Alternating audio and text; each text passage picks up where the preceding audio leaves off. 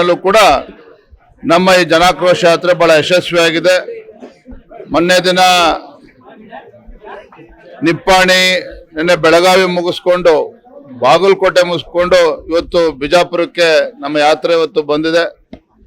ವಿಶೇಷವಾಗಿ ಬಿಜಾಪುರದಲ್ಲಿ ನಮ್ಮೆಲ್ಲ ಪಕ್ಷದ ಮುಖಂಡರು ಎಲ್ಲರೂ ಕೂಡ ಒಗ್ಗಟ್ಟಾಗಿ ಒಂದಾಗಿ, ಕಾರ್ಯಕರ್ತರು ಸಹ ಬಹಳ ಅತ್ಯುತ್ಸಾಹದಲ್ಲಿದ್ದಾರೆ. ಜನರು ಕೂಡ ಸಹಜವಾಗಿಯೇ ಭ್ರಷ್ಟ ಈ ಜನವಿರೋಧಿ ಕಾಂಗ್ರೆಸ್ ಸರ್ಕಾರದ ವಿರುದ್ಧ ಬೀದಿಗಿಳಿದಿದ್ದಾರೆ. ಅದೇ ಒಂದು ವಾತಾವರಣ ತಾವು ಬಿಜಾಪುರದಲ್ಲೂ ಕೂಡ ತಾವು ನೋಡ್ತಾ ಇದ್ದೀರಿ. ಕೇಂದ್ರ ಸರ್ಕಾರ ಕೇಂದ್ರ ಸರ್ಕಾರ ಮೊನ್ನೆ ದಿನ ಡೀಸೆಲ್ ಪೆಟ್ರೋಲ್ ಮೇಲೆ 2 ರೂಪಾಯಿ ಜಾಸ್ತಿ ಮಾಡಿದ್ದಾರೆ. ಅದು ಜನಸಾಮಾನ್ಯರ ಮೇಲೆ ಹೊರೆಯನ್ನ ಹಾಕಿಲ್ಲ. ಆ ತೈಲ ಕಂಪನಿಗಳೇ ಆ ಭಾರವನ್ನ ಭರಿಸಬೇಕು ಅಂತೇಳಿ, ಹೋರ್ಬೇಕು ಅಂತೇಳಿ ಕೇಂದ್ರ ಸರ್ಕಾರ ಈಗಾಗಲೇ ನಿರ್ಧಾರ ಮಾಡಿರೋದು ನಿಮ್ಗೆಲ್ರೂ ಕೂಡ ಗೊತ್ತಿದೆ. ಆದ್ರೂ ಕೂಡ ಆಡಳಿತ ಪಕ್ಷ ಸಹಜವಾಗಿಯೇ ಆತಂಕದಲ್ಲಿದ್ದಾರೆ. ಗ್ಯಾರಂಟಿಗಳ ಭ್ರಮೆನಲ್ಲಿದ್ದಂತ ರಾಜ್ಯದ ಮುಖ್ಯಮಂತ್ರಿಗಳು, ಕಾಂಗ್ರೆಸ್ ಸರ್ಕಾರ ಬೆಂಗಳೂರು ಬಿಟ್ಟು ಹಳ್ಳಿಗಳಿಗೆ ಬರ್ತಕ್ಕಂಥ ಪರಿಸ್ಥಿತಿಯಲ್ಲಿ ಅವ್ರು ಇಲ್ಲ.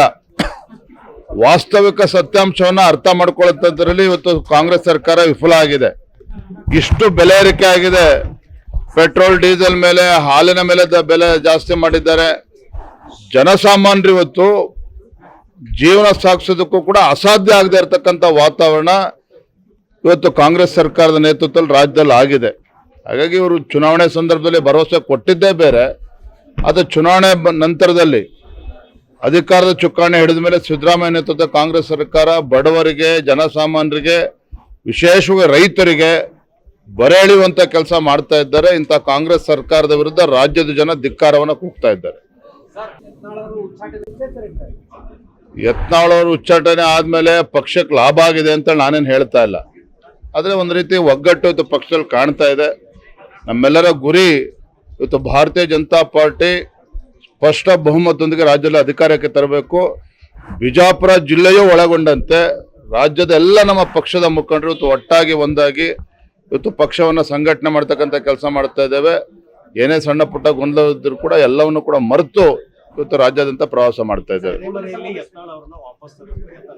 ಧನ್ಯವಾದ. Thank you.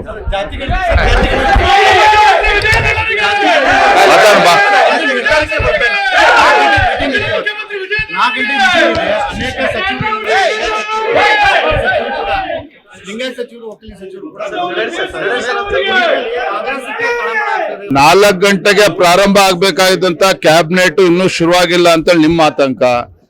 ಮುಖ್ಯಮಂತ್ರಿ ಇದ್ದಾಗ 4 ವರ್ಷ ಅವಕಾಶ ಇತ್ತು ಸಿದ್ದರಾಮಯ್ಯನವರಿಗೆ ಈ ಜನಗಣತಿಯನ್ನು ಇಂಪ್ಲಿಮೆಂಟ್ ಮಾಡೋದಕ್ಕೆ, ಮಾಡಿಲ್ಲ. ಯಾಕೆ ಅಂತ ಹೇಳಿದ್ರೆ ರಾಜ್ಯದ ಮುಖ್ಯಮಂತ್ರಿಗಳಿಗೆ ಪ್ರಾಮಾಣಿಕವಾಗಿರ್ತಕ್ಕಂಥ ಕಳಕಳಿ ಅಥವಾ ಕಾಳಜಿ ಈ ವಿಚಾರದಲ್ಲಿ ಇಲ್ಲ. ಚುನಾವಣೆ ಗೆಲ್ಬೇಕು, ಈ ರೀತಿ ಬೂಟಾಟಿಕೆ ಮಾಡ್ಕೊಂಡು ಮಾಡ್ತಾರೆ ಹೊರತು 4 ಗಂಟೆ ಇಲ್ಲ, ಇನ್ನು 4 ವರ್ಷ ಆದ್ರೂ ಮಾಡಕ್ ಸಾಧ್ಯ ಇಲ್ಲ. ಈ ವಿಡಿಯೋ ನಿಮಗೆ ಇಷ್ಟವಾದಲ್ಲಿ ಲೈಕ್ ಮಾಡಿ, ಶೇರ್ ಮಾಡಿ, ಸಬ್ಸ್ಕ್ರೈಬ್ ಮಾಡಿ.